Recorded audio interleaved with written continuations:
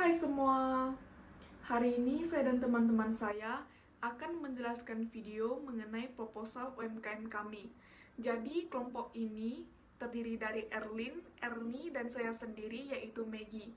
Kami memilih Manmantang by Sumiko Softserve sebagai analisis objek UMKM ini karena kami telah melakukan analisa dan strategi bahwa UMKM ini beroperasi dengan sangat lancar dan sukses, sehingga menjadi inspirasi yang baik dalam memilih UMKM ini. Jadi Manmantang ini didirikan oleh Rudi Hartono pada April 2019. Kemudian karena usahanya yang semakin maju dan dapat dikatakan sebagai sukses, kemudian Manmantang ini membuka cabang kedua di Grand Batam pada tanggal 31 Desember 2019. Kemudian lanjut dengan cabang ketiga di BCS pada tanggal 12 Januari 2020. Jadi Manmantang beroperasi dari jam 11.30 pagi sampai dengan jam 8 malam. Omset penjualan yang dicapai dalam UMKM ini yaitu sekitar 30-50 juta per bulan.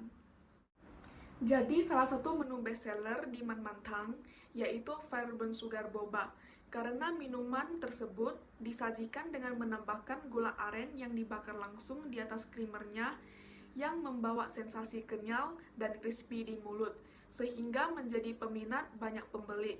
Dan tidak hanya itu saja, Manmantang juga membuat konsep menu dengan varian rasa yang sesuai dengan musim ataupun cuaca. Seperti pada saat musim yang panas, Manmantang merekomendasikan minuman dengan varian yang segar-segar, sehingga konsumen dapat memilih banyak pilihan. Nah, jadi bagi yang ingin membeli Manmantang, namun malas ke outletnya, Manmantang juga tersedia di Gojek dan Grab. Jadi tinggal buka aplikasi Gojek dan Grab, kemudian klik pesan, ataupun pilih varian rasa yang diinginkan, kemudian tinggal klik pesan saja, dan tinggal tunggu abangnya datang. Gampang kan? Nama saya Erlin, saya akan menjelaskan mengenai analisa usaha. Pertama-tama, dalam masa pandemi seperti ini, Manmantang terus melakukan pengembangan dalam usahanya. Salah satu hal yang sudah dilakukan oleh Manmantang adalah mereka melakukan promosi.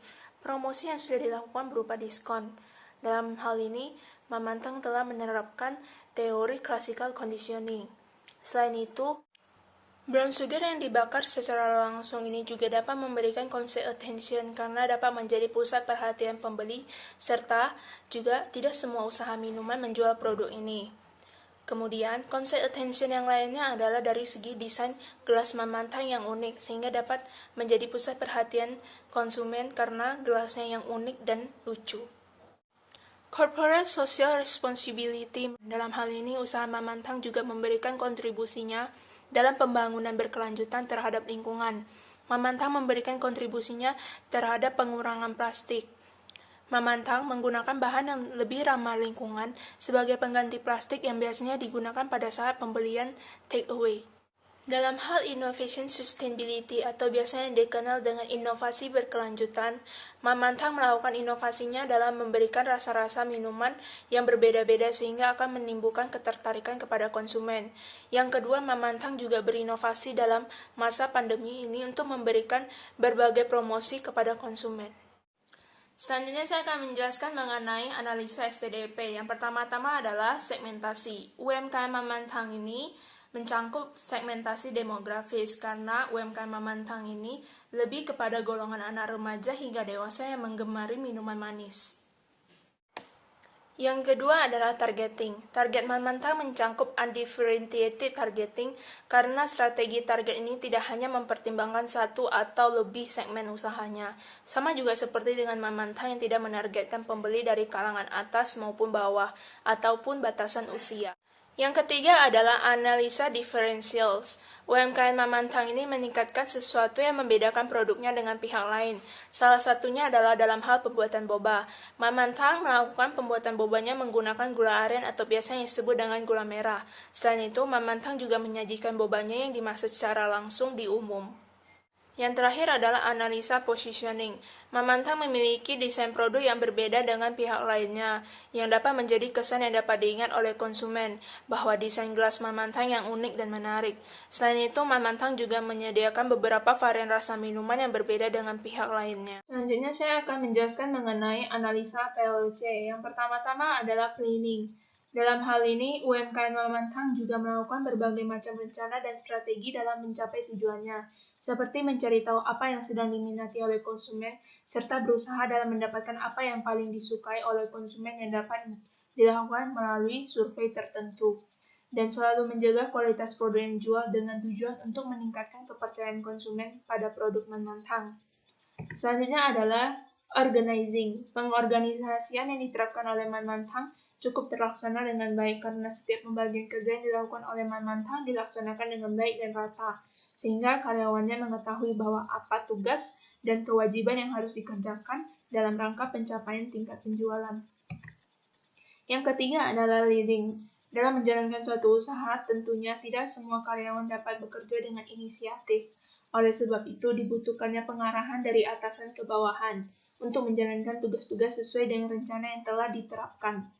Pengarahan tersebut dapat dilakukan dengan memberikan pengarahan atau penjelasan sistem kerja secara rutin kepada semua karyawan atas pekerjaan-pekerjaan yang harus dilakukan. Yang keempat adalah controlling. Tujuan dilakukan pengawasan terhadap kinerja bawahannya pada setiap usaha, yaitu untuk memastikan agar pekerjaan bawahannya bekerja sesuai dengan yang ditugaskan. Dengan melakukan pengawasan, kita juga dapat memastikan UMKM Mamantang ini dapat berjalan dengan baik, karena jika ada kesalahan akan segera diperbaiki sehingga tidak menjadi permasalahan yang cukup besar dan dapat meminimalisir kesalahan yang terjadi. Analisa SWOT atau analisa Strength, Weakness, Opportunity, dan Threat. Strength atau kekuatan. Produk Mamantang ini memiliki rasa yang unik dan menarik daripada merek minuman lainnya. Dan produk Mamantang ini juga dapat dijadikan sebagai pemberian kepada keluarga, teman, pacar dalam acara ulang tahun ataupun acara lainnya. Dan bubble dari Mamantang ini memiliki cita rasa yang unik dan kenyal. Dan produk Mamantang ini dibuat dengan bahan yang berkualitas. Weakness dan kelemahan dari produk Mamantang ini adalah harganya relatif mahal dan terlalu banyak saingan yang menjual minuman bubble. Opportunity atau kesempatan.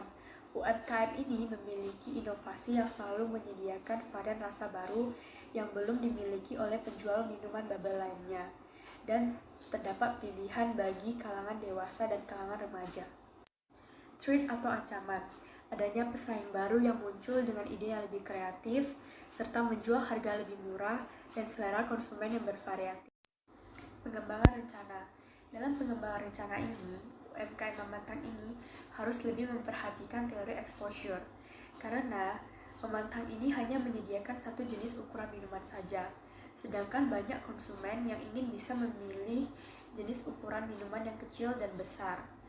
Kejadian seperti ini dapat berpengaruh terhadap kepuasan konsumen. Selain itu, sebaiknya Mamantang dapat mengubah dan mengembangkan penutup dari gelasnya, karena bisa dikatakan penutupan gelas Mamantang ini kurang efektif. Walaupun didesain cukup bagus dan unik, tetapi terdapat lubang di dalam penutupan gelasnya, sehingga dapat memungkinkan minuman akan jatuh atau bocor jika tidak dibawa secara hati-hati. Maka saran dari kami sebaiknya Mamantang dapat mengubah dan mengembangkan penutupan gelasnya lebih tertutup, agar terjamin lebih aman dan tidak beresiko bocor. Hal ini termasuk dalam teori attention kepada konsumen. UMKM Mamantang ini juga dapat menerapkan Corporate Social Responsibility atau CSR yang dapat memberikan hibah kepada masyarakat yang membutuhkan. Misalnya, penjualan sedikit Mamantang dapat diberikan beberapa persen kepada organisasi-organisasi seperti panti asuhan, panti jompo, dan lain sebagainya. Berikut merupakan jadwal kegiatan kami. Sekian dari presentasi kami, terima kasih.